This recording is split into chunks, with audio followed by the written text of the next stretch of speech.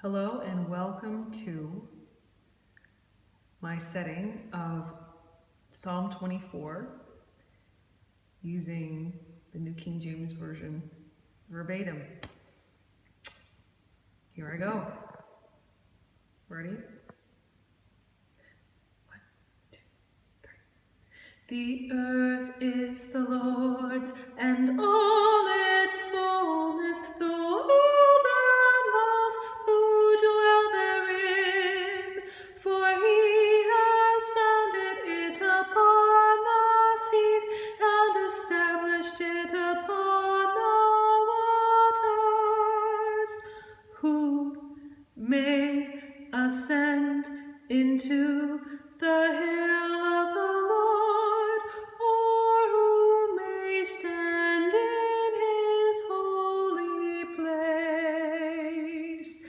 He who has clean hands and a pure heart, who has not lifted up his soul to an idol, nor sworn deceitfully, he shall receive blessing from the Lord and righteousness from the God of his salvation.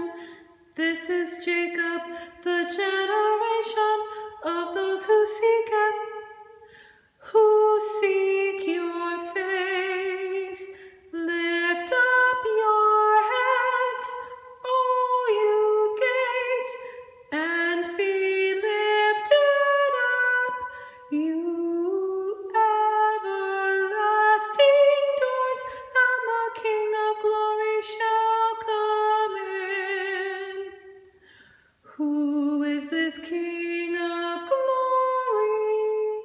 The Lord strong and mighty, the Lord mighty in battle. Lift up your heads, O you gates. Lift up your everlasting doors, and the King of glory shall come in. Who is this King of glory? The Lord of hosts. He is the King of glory.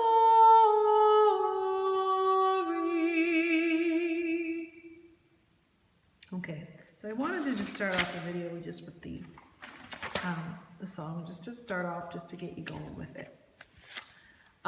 This is Psalm 24, as I said. So, this is a little brief thing about what am I doing when I'm doing this. This is what we call conducting, right? So, I, as your precentor, hopefully I said that correctly. Presenter.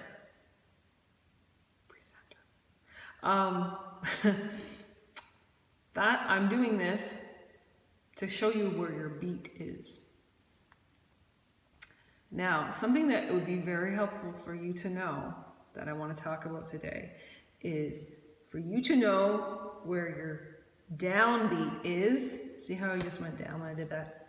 Downbeat and your upbeat. So when my hand is going down, that's your downbeat. And then your upbeat. Downbeat, upbeat. Now, this is also really only helpful if you know where the downbeat falls and where the upbeat falls. So if you're looking at your music right now, hopefully you are, the downbeat, doesn't matter which song, is always the first beat of the measure. So what is a measure? In case you aren't aware, right here is an example of a full, a full measure. See that? Now you're seeing it kind of seeing it backwards a little bit. But the first beat of your measure, the very first one, that's your downbeat. That's true of every single measure, okay?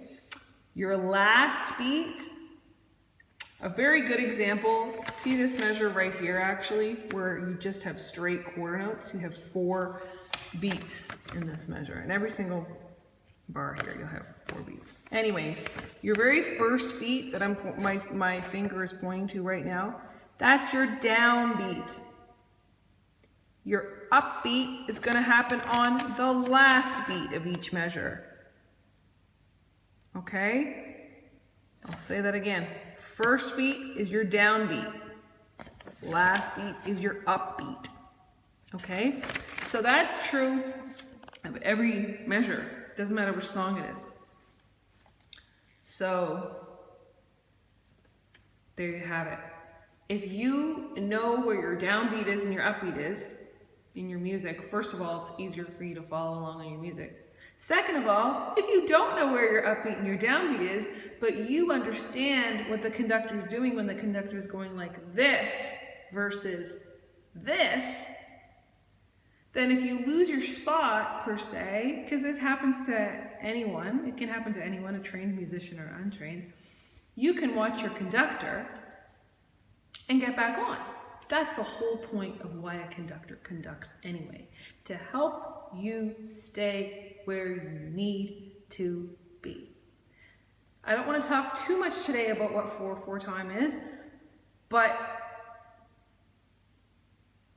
here's your downbeat, up, down, up, down, up, down. Most songs are in 4/4, or at least the ones I've written so far. I think they're all in 4/4. It's also referred to as common time. So that thing right there, if you can get a hold of that, and you go back and replay this video from the top, and you're paying attention. Excuse the parts where I have to kind of turn my page and sort of stop conducting briefly, but I tried to conduct in such a way that you could see my 1, 2, 3, 4. You'll have to excuse me, I am holding a phone to record this video.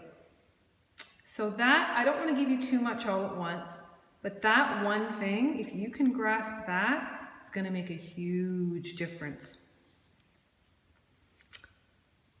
Okay, so now I just want to give you a few of the tricky sections.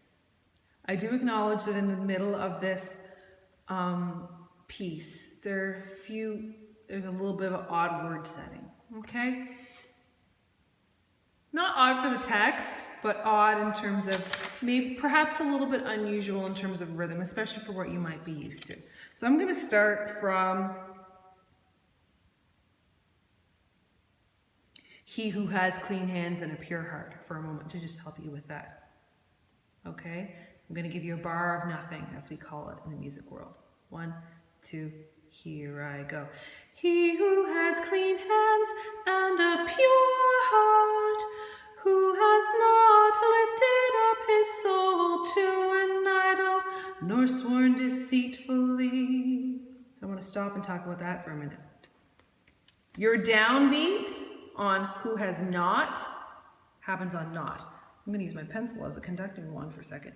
Who has not, right?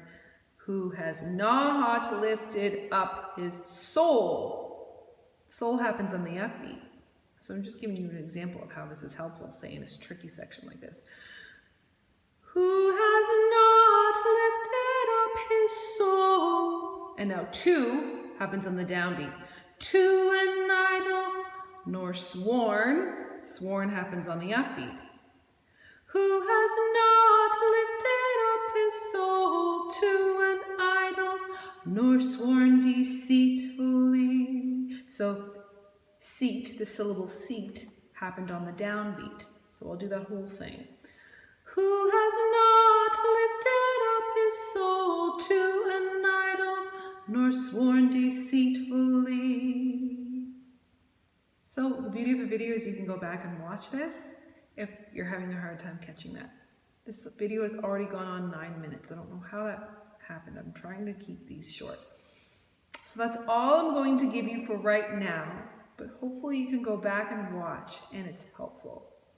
This is my first time doing a video of this sort. I can't say that I am a super trained conductor. I did take conducting in university, but that's the very basics of how to follow a conductor. More to come when I make more tutorial videos. God bless y'all. I hope this is helpful.